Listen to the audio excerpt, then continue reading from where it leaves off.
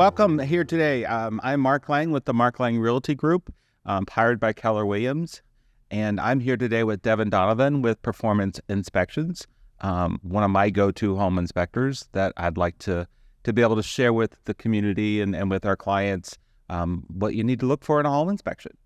So, Hey, Devin. thank you. I appreciate the invitation. I'm looking forward to discussing some, finer points of real estate home inspections, and part of the transaction is understanding what's the reason for a home inspection. Why do we do this? Why is it important for buyers to do it? Why is it important for sellers to do an inspection? Those kinds of things. So, Good. Looking forward to it. So how do you advise your clients on why and how you do your inspections and some of your credentials behind it and how you operate? Because you operate in multiple states, my understanding, in West Virginia, Maryland, D.C., and Virginia. I do. And they all have different rules and regulations. They sure do. Yeah. It's it can be a little confusing, especially for even seasoned buyers, let alone first-time buyers. So to answer your first part of your question, why to get a home inspection? Just to know what you're buying. Just understanding the intricacies of whether the roof is 5 years old or 10 years old, or if it does have damage from a hailstorm or maybe just bad workmanship that nobody knew about. Right. So understanding, what's the nuts and bolts of your house. You're paying a lot of money, the most money you'll ever spend on a house. But just find out what that is. What are you truly getting? And what is it going to cost to maintain that kind of thing? If you've got a crack in the foundation, I don't always see that. I see some similar situations, but how much is that going to be to fix? That has to be added to the cost of the home, in my opinion. So now the value of the home is the purchase price, and then whatever else has to be fixed before you can maintain the home safely and move on. My credentials background. First of all, I'm an ASHI-based home inspector. That's American Society of Home Inspectors. I got my accreditation in 2018. I got my license in 2017. I worked for a multi-inspector firm for the first 2 years, kind of cut my teeth in Northern Virginia and got to know, in D.C., got to know the business. I've always been in the trades from a young man, helping my dad renovate houses and that kind of thing. So being in the trades, meaning repair, renovation. I got my master's electrician's license in 1995. I was active for about 15 years in Maryland. So I have a lot of varied knowledge base, practical information about residential. I was also a commercial electrician. So those kinds of things factor into my credentials. And I keep my licenses up in multiple states. So where do you do most of your inspections? Which state? Or are you pretty... I can't think of the statistic right off. I'd say West Virginia is largely where I do a lot of my home inspections. Mm-hmm. I reside in West Virginia, but Virginia, the tri-state area, kind of the DMV. I do go into Pennsylvania. They don't have a licensure requirement for home inspectors, as long as you're part of a nonprofit organization like ASHI or InterNACHI or something. In Pennsylvania. In Pennsylvania. But in Virginia, you're licensed. You have to be licensed. Yes, DPOR requires that licensure. Yeah. And I have to periodically get continuing education minutes. Right. And it used to be that you all were not, home inspectors didn't have to be licensed in Virginia. And as a realtor, we had a lot of struggle with that back in years ago. Sure. Because anybody could be a home inspector. So, and there was no accountability and credibility to that. So we as a realtor, mm-hmm. And my colleagues, we appreciate that we are now working with like professionals that are truly licensed right. and regulated. Absolutely. So that's a positive, especially. So the other thing is what do you tell your clients? I mean, as a realtor, we tell our clients what we're looking for in the home inspection. But can you give us a little bit more information about, you have marginal, you have maintenance issues, you have cosmetic issues, you have defectives and safeties. What is it that you tell your clients you should concentrate on from that report that you provide? Sure. I would say the base, I always call it like the meat and potatoes of the inspection. The big, heavy, expensive things to maintain, like heating and cooling systems, HVAC. Then you have the roofing. You have foundation things. You have water management around the house.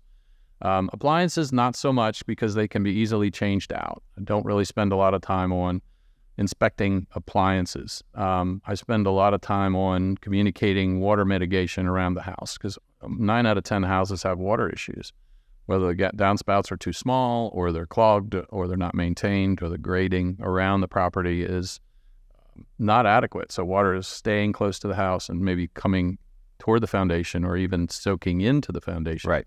causing serious problems. Then you have mold possibilities and things like that. So maintenance for water mitigation is, I would say, it's clearly in the top 10 of issues that I find during a home inspection. HVAC maintenance, changing those filters, doesn't make the equipment work as hard when you change those filters. If you do have a fuel burning like natural gas or propane, those can be basically checked for proper operation. But there's always a good maintenance rule on a regular basis for maintaining heating and cooling equipment, that kind of thing. So back to another more specific about the question, I guess, is, do we concentrate as a realtor? How we're advising our clients is maintenance are maintenance issues. This is just knowing what you need to take care of this home and learning the home.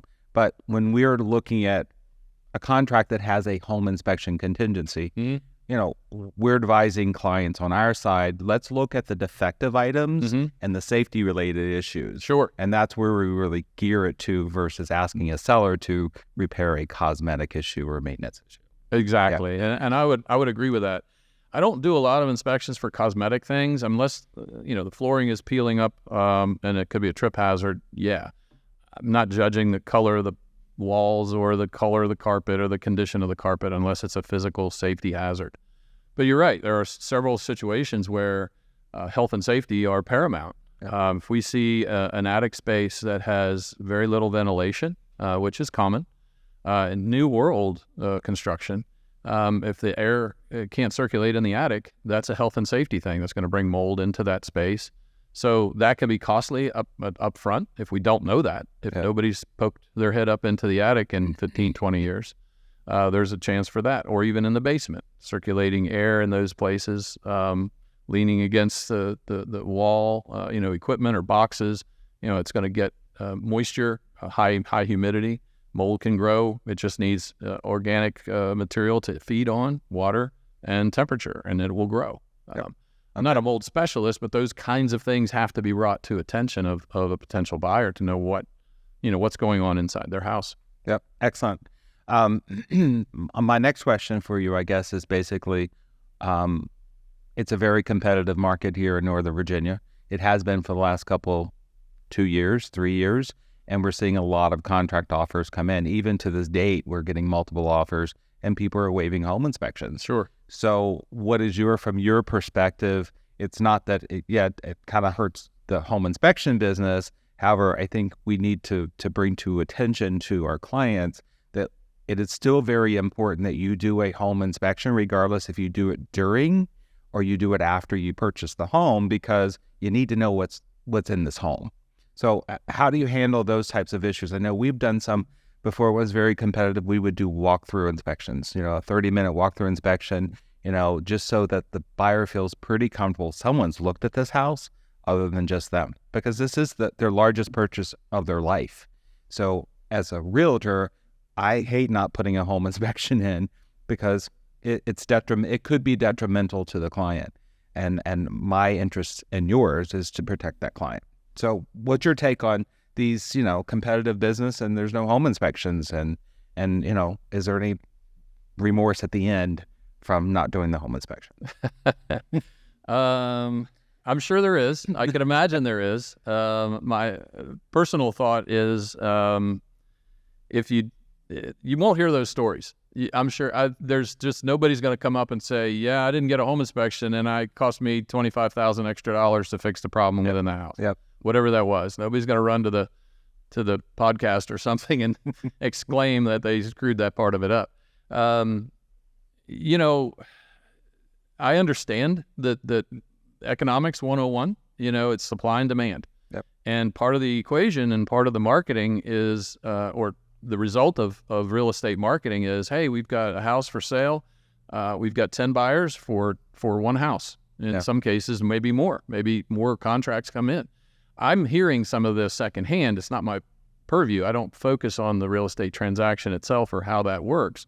But through hearing that, and I understand that, hey, I'm sorry, I get calls from realtors that normally use me on a regular basis, say, look, I'm doing a lot of listing and I'm not using a home inspection, or I'm getting a lot of buyers, but all the deals I have to be competitive, and one of the demands of this market, let the sellers kind of dictate what's happening. Right.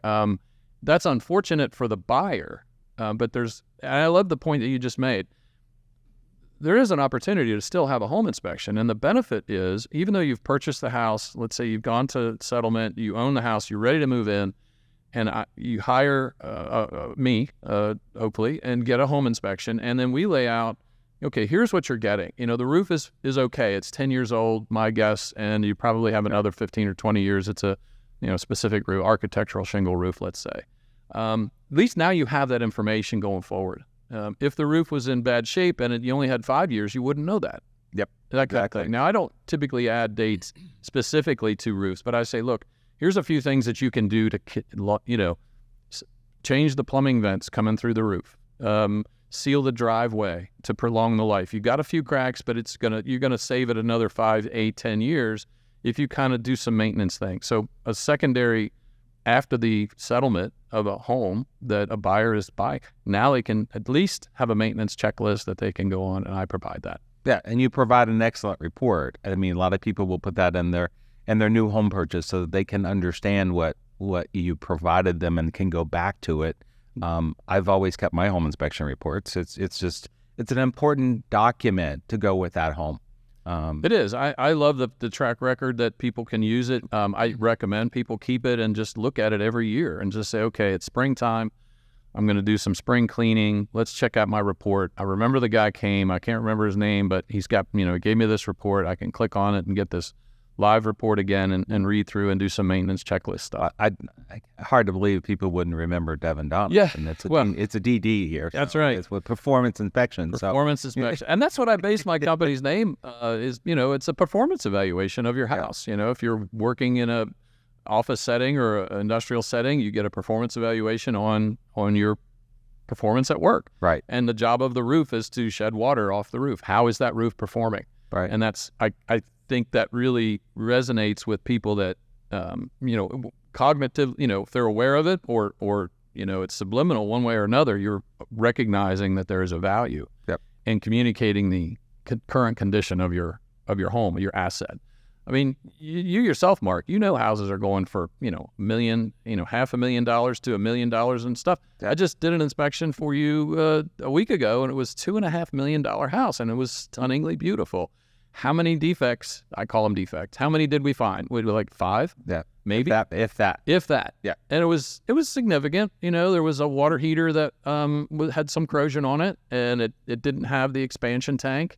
And the client called me after he read the report, and he thanked me for the report, but he had fabulous questions.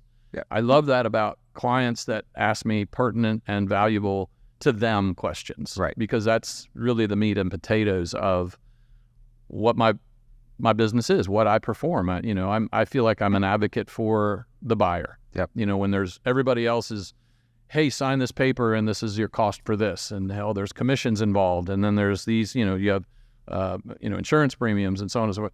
Yes, you're paying me for a home inspection, but I'm giving you factual information about the condition of the house. What else can I offer you? Well, explain to me, what does that mean, an expansion tank on the water heater? Not all jurisdictions require that. Every manufacturer of a water heater requires you to have an expansion tank. So when the cold water enters the water heater and you leave, go to work, and then the unit heats up, whether it's gas or electric. On-demand water heaters are a little different. They don't retain water in a vessel. But any kind of vessel, pressure vessel, we know water expands, so it has to have a place to be. Or you just raise water in the tank or in the whole plumbing system, which can cause some failures, leaks. Right. That's that kind of thing. So simple, subtle things like that.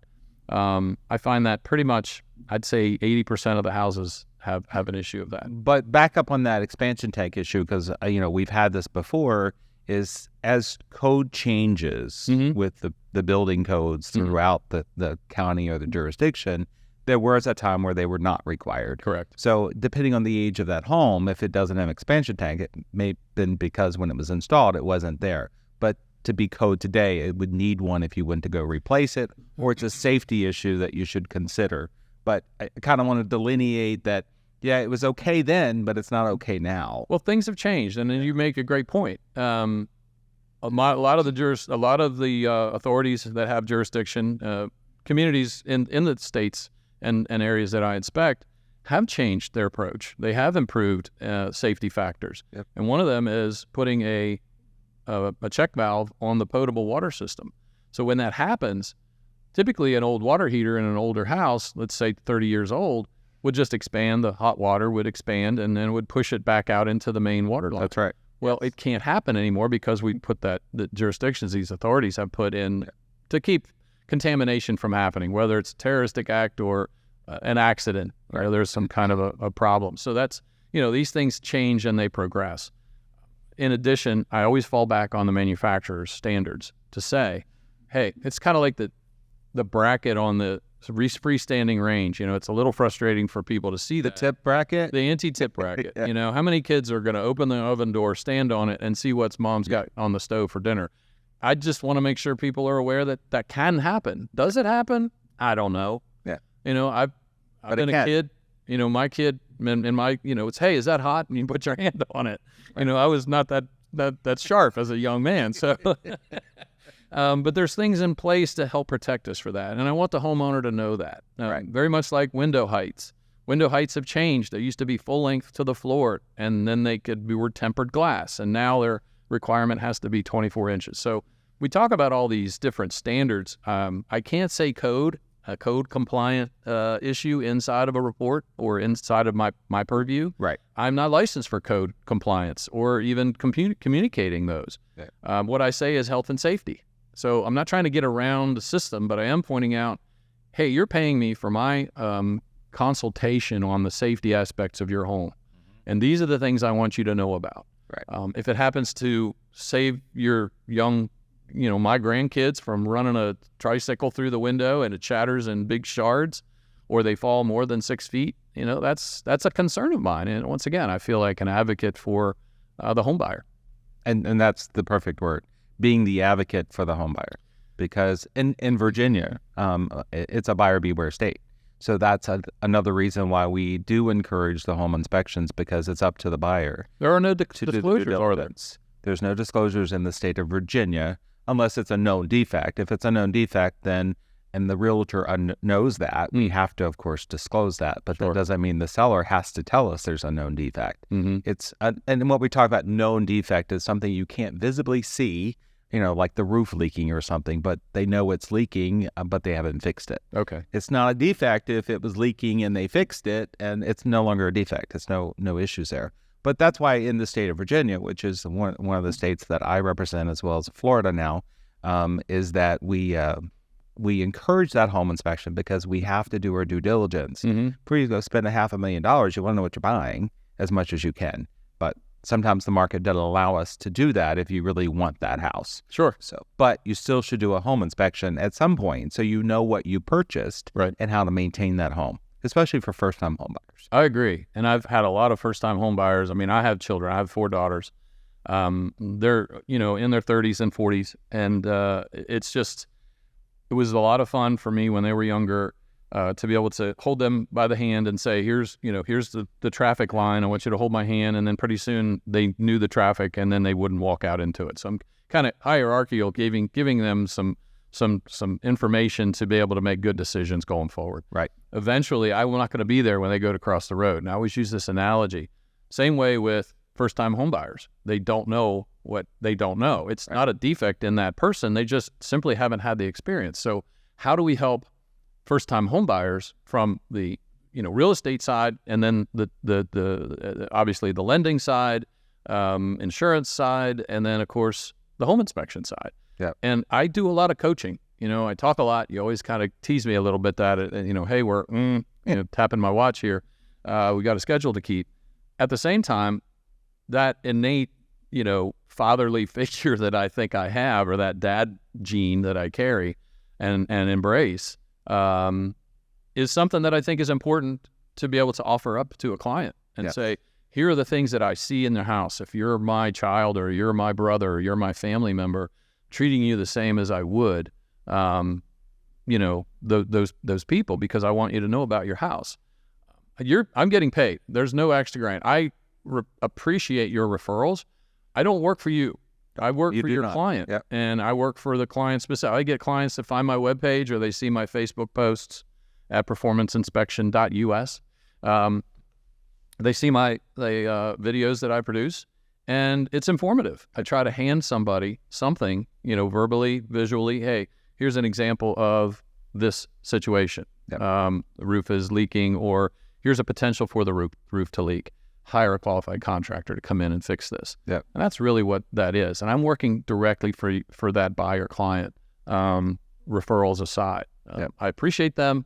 I use them quite often, but it's just that inroad or that bit of information and that confidence that I want people to have with my home inspection. Not only is my inspection thorough, detailed, it comes from an area of knowledge in the trades, but it also comes from experience and how to report effectively. We're not going to be talking about alarming the client. Oh my gosh, all of your outlets in the house are upside down and they can't be that way. And I've heard inspectors, I've been to a lot of trainings, and I'm like, guys, you're giving them information that's really not relevant. You're scaring the client unnecessarily. Right. Let's put things in perspective. Yes, there's 15 things that can be, addressed in this home inspection for this particular home on this particular day. But those 15 things may not be a priority for you. It's not a requirement to fix them. Correct. I want you to know about them going forward. Right. And if you know about them, then you can attack each one. Maybe put it on a maintenance list. Hey, this is next spring. I want to paint the trim because it's, chipping paint, that kind of thing. Caulk around the windows. Let's put that on the spring, You brought a good point up, a referral. So as you are correct. So as agents, we refer clients to other contractors such as yourself. Sure. And it's not a correlation from Devin to me to you. He doesn't go through me to get to the client. It's now I've introduced the two, and the client is your client, and who's my client as well. It's just that a lot of buyers will say, I don't have a home inspector. So as agents, licensed, experienced agents, you're in the field. We're in the field. We know who we work with. We know how their quality of work and this and that. So we basically just give referrals, just saying, hey, this is who I worked with before. You're feel free to work with whoever you want to work, but I can give you a list of home inspectors that I think would do a great job for you. So it is a referral thing. And you're right. You don't work with me. You work with the client. That being said, what would you guide your client to that says, I don't have time to be at the home inspection? Who should be attending that home inspection with you? On behalf of my clients, I'm usually at every home inspection for two reasons. One is I need to have that rapport with you and to understand what you're pointing out so that when I see the report, I know exactly what you're talking about, and I'm not having to call back and forth. Well, what did you mean about this? What's that picture? And there's sometimes we have clients that just don't want to show up for the inspection. They can't get off work. They're out of state, those types of things. So touch a little bit about, do you want the client there during your home inspection? I do. Perfect. I think that's a very important point. There are realtors that like, oh, let me open the door. You guys talk about it. I'm out of here. Yeah. I don't necessarily agree with that, but I'm not in charge of that relationship. I think it isn't the best for the client. So let's walk down both those roads. The client is there. I like the client to be along with me, not asking every single thing. Hey, you missed that leaf that's touching the gutter. That's, a little bit too much. What I like to do is, do an inspection on the outside. I'll come to you and let's walk together the outside. These are the things that I find. And I don't just point out the negative things. Oh, the gutters are discharging water, downspouts too close to the house. I like to say, I like how the deck is built. Here's the benefits of having a deck built like that's only 10 years old. So I point out a lot of the positive things. If the client is not there, the inspection goes a little quicker, but I typically get more questions, or I have really refined my reporting style to be able to let the viewer see pictures that I'm talking about. I don't take a picture of a pristine oh, that window is perfect, and take a picture of it and put it in the report. That's really mindless. Doesn't make sense. Right. You want to know the meat and potatoes of what the current issues are. If you're not there, we can't have that dialogue. If you, as the realtor, are not there, you can't hear me have that dialogue with your client and be able to either reinforce or paraphrase or help the client understand. It's got to be an overwhelming set of circumstances. It's been a few years since I bought a house, but especially if you're a first-time buyer, even if you're a seasoned buyer, there's thousands and thousands of dollars going out the door, signatures and timelines and communications, and it's an overwhelming process. Now here comes a guy that's telling you all that's wrong with your house. It's got to be a little bit daunting for anybody, and I get it. So making that presentation effectively to a person in person, I think, is really important, because I put things in perspective. I put things into context, and I say, look, while there is active termite, I just had this week. What is today? Yeah, Monday. This week. No, I'm sorry, Friday. Friday, I had a conversation with a realtor on Monday. Friday, found a house that had some termites. It's not catastrophic. I mean, it's certainly reasonable to be able to respond to that.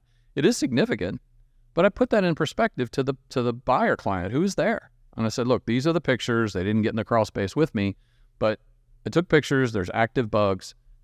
Let's get some treatment going on here, get a professional in and let them take a look at it and treat it. Right.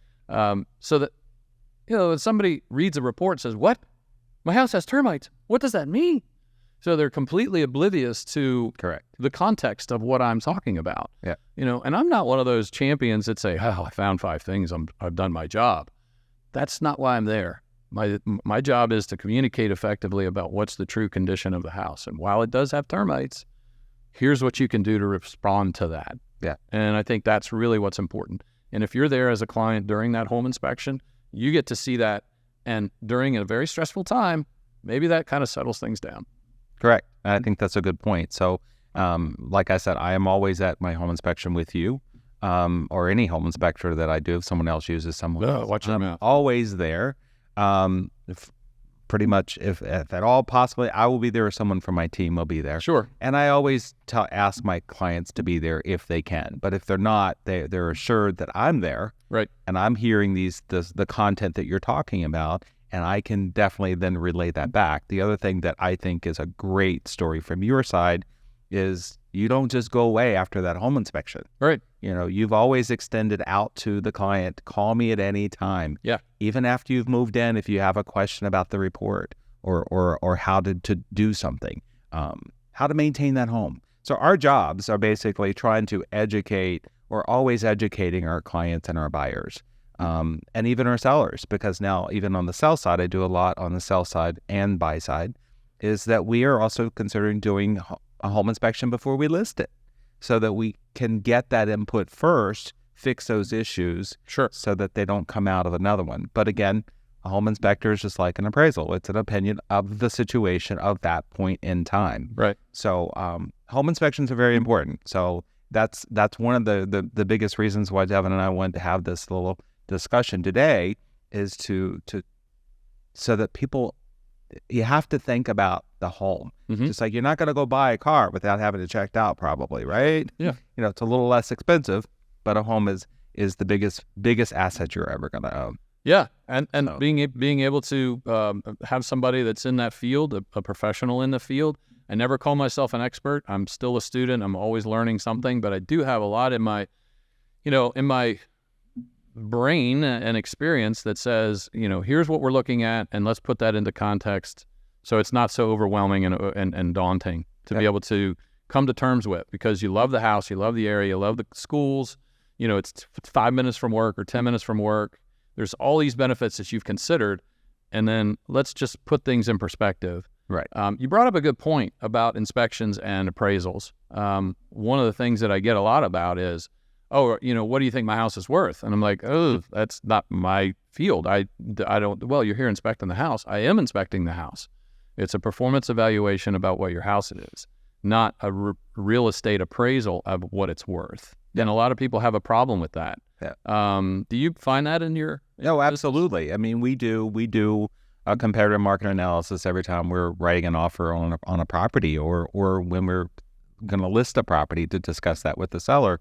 This is what the market trend is. This is where we are on the low, mid to high end of the property. And we have to define that we are not appraisers. We are realtors. So, an appraiser is a different set of license that's regulated by DPOR as well. And those are engaged by the lenders. So for folks that have a home that they're thinking about putting on the market, we can definitely connect you up with an appraiser to get an assessed value of what that appraiser thinks this property is worth before we go on the market. But in most cases, that doesn't usually happen. Depends on the uniqueness of the house. So if you're financing, you're always going to get an appraisal. But just because if you were paying cash, you can still get an appraisal. Is that advised? I advise it. I mean, it depends on the market of what's going on. If you can justify where that price is, then maybe not. But this market is so crazy. It's always an option, and I'd rather know up front than after the fact, because no one wants to pay over what a home is valued at, even if it's going to go up over the next 3 to 5 years, unless it's just the perfect home. If it's the perfect home, then there's no price on it. From a real estate professional, do you think home inspections affect the value of a house? Yes, I do, actually, because it's giving the buyer more information about that property. And if they see and hear from you as an inspector, a licensed professional inspector, the quality of the home that's been built into and that's been put into this home, the details, the granite countertops, the molding. Is the molding falling down? Is it, the cheap stuff at Home Depot, or is it really real wood? Is it a quality builder? So yes, it puts the clients at ease to know from an inspection from your level that it's a second opinion based off of what the agent has said as well. Sure. So, because we get that all the time. What do you think of the quality? How are the cabinets? Exactly. What's the quality of that house? Would you buy this house? Yeah, exactly. I can't answer that. I mean, I've bought a house where I live. It's had the worst termite damage I've ever seen. But you bought it. I did buy it, but I bought it intentionally. Yeah. I did it. I knew what I was getting into. I had my eyes open on that. Right. So I do know a little bit about it. Plus, I was able to repair it, and I'm going to reap the benefits at one time when I go to sell it. Yeah. But a lot of people that don't have that background have a hard time, imagining, what could be wrong with the house and how much is it going to cost me to, replacing a furnace, $8,000, $10,000, $15,000, roof, maybe somewhere similar, depending on the size of the house. Yes. So those are big numbers. Yeah. They can affect the value of a house. Sometimes appraisers, do they actually hey, your roof is in bad shape. We're going to have to, put a strike against that, or we need to get a second opinion on the condition of the roof. Does that happen? Well, they don't get on the roof. No, they don't. They don't get on the roof. When they come and do the appraisal, they're on the inside, they're outside, they're taking photos. So they're only seeing what they can see with the eye. If they're seeing that there's, degradation in the roof or a lot of granulars on the ground from the gutters, they may make I've never had an issue with that. Sure. About the age of a roof. I've never had that problem so far. So I have done, in fact, I'm doing a pre-listing inspection today, where a client has called and said, look, we're working on this house. While we've got this much open in the house, whether they got walls open, I haven't been there yet. I don't know. Hey, can you come? It's, turn of the century house. It's got some additions over the years. Turn of the century meaning 1900, I think, somewhere. It's pretty old. It's old, 18. It's my listing, actually. It will be my listing. Yeah. So I just found that out. Well, what's interesting is they want to take a look at this while they're working on it. Wait, what else is going on in here? We know we've got these things that are readily available. Yeah. Let's look in a little deeper. Let's call a professional in, and that's me. I'm a third party. I don't have an axe to grind. They're going to pay me a fee. I'm going to do that evaluation, as an inspection, put it into a report, say, look, here's information about your house. While you're working on this, in my opinion, these are the things you could actually include in your renovation and have it ready for the seller. Yes. Ready for a new buyer. Exactly. Ready for a new buyer. Yeah. So I like pre-listing inspections. So somebody that has a house, maybe it's been in the family for a while, or maybe they bought it 25, 30 years ago, obviously the value has increased. But what happens if, it's 30 years old, maybe the roof is 30 years old. Maybe it was a good roof to begin with, but now maybe it's right time. Right. that kind of thing. So we talk about those kinds of things that need to be replaced, repaired, and put that into a report. And that's a proactive approach from a seller's perspective. So, It is. which that way they kind of know what's going on and what to expect. There may not be anything wrong with Right. it, but I think it's a good one for this because it's an older home. It's part log home. It's going to be a gorgeous property when they finish it. And it can actually be used as a marketing tool to say, look, we've had an inspection on this by a third party. Here's the information we found. These are the things we fixed. Yep. And that goes a long way, especially with the buyers. So the next thing is the other question I get a lot is, okay, how much is a home inspection going to cost me? Sure. So and it's not just cut and dry, black and white. It's there's a process based off of my understanding on the square footage of the house, It is. the type of the house. So it can vary. So what is it for a townhouse versus a single family home Sure. that's under 3,000 square feet? Sure. That's a great question. I get that a lot. I'm not asking for a price. I'm just saying give a range. Right. Square footage is part of it. A lot of times people will say, hey, I saw your referral or I got your referral and we want to do this inspection on this 5-year-old townhome. I'm not going to find a lot wrong with it unless there was some, problems within the house or the dwelling was mistreated.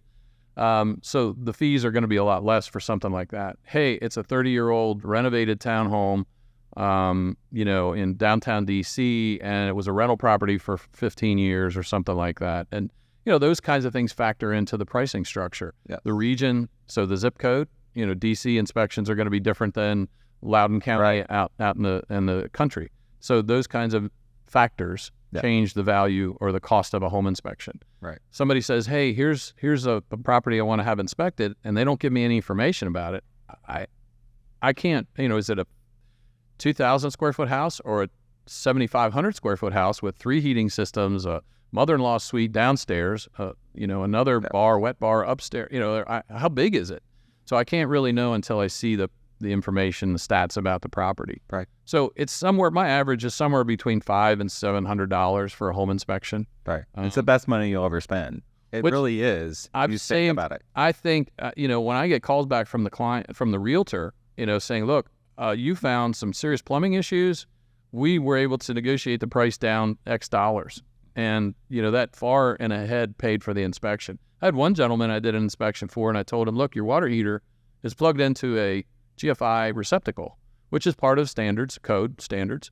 And I said, just so you know it's there, before you call a plumber and say, I don't have any hot water, go down and reset that receptacle on your water heater, gas water heater. And he said, that was worth $500 right there. Right. Because I don't want to call a plumber on the Sunday night. Right. When I'm trying to get a shower and I have no hot water. Yep.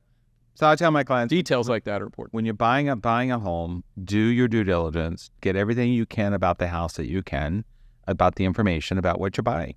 I'm an advocate for home inspections. Thanks, Mark. But it's a little hard in this market because it's been, a lot of people are still waiving all contingencies. So, there's multiple ways you can do a home inspection. You can do it to void only. You can do it for negotiations. You can do it, not to void or to negotiate. Just do a home inspection. Sure. So I'm an advocate for it. So, Devin, are there any questions that I missed that you want to add today? I think this is a great interaction. Love the particular information that you can provide a client. I've referred you on several occasions, somebody looking for a home realtor in Northern Virginia. You haven't been at this very long. What, 7-8 years? 7 years. 7 years, yeah. But you just are knocking it out of the park, aren't you? Don't you have some serious credentials for the type of properties that you... Good question. Best decision I ever made. About 2016, I started studying for my real estate, got my license in 17, and started with another brokerage, and then I moved over to the Keller Williams family under my own company name called the Mark Laing Realty Group just about 2 years ago. So I'm licensed now in Florida and in Virginia. I'm kind of working both states because there's a lot of people relocating from Virginia to Florida and some vice versa. They're coming back from Florida to Virginia. I do concentrate on, we have horses. Personally, we have horses, and we show, train, breed, and sell those horses. So I do like to be in the equestrian estates, the farms, but I also do a lot of luxury high-end homes as well. but I also do townhomes and single families and suburban. I'm where I go where my clients. So I'm not a cherry picker on saying I'm only going to deal with this type of home that I'm going to sell or purchase. I'm here for my clients. So if they want to buy a $250,000 home, I'm going to help them. They want to buy a $5 million home, I'm going to help them. So I don't cherry pick from that perspective. I think every client should be treated equally. They have a home to purchase or a home to sell. They have a need. And that's why I entered into this business, because I'm a very people person, people-oriented person, and I like meeting people and helping them find solutions and finding their homes and their forever homes and moving forward. So I absolutely love being a realtor. It's the best decision I ever made. Wish I had done it 10 years sooner. I was in corporate for 35 years. I do have accreditations with accredited buyers representation, sellers representation, the military relocation program certification, and luxury certification. So wow, that's impressive. And it's continued education. So always going to the next level. Right. So awesome. Thank you for asking that question. Thanks for your time, and I love being involved in your programs and as well as working for your clients. And I hope that you continue to trust me with your clients and let them see what it means to get an important piece of this puzzle of buying a home figured out. Absolutely. So if you're looking for a good home inspector, give Devin a call. Check him out on performanceinspections.us, and that is the right website, right?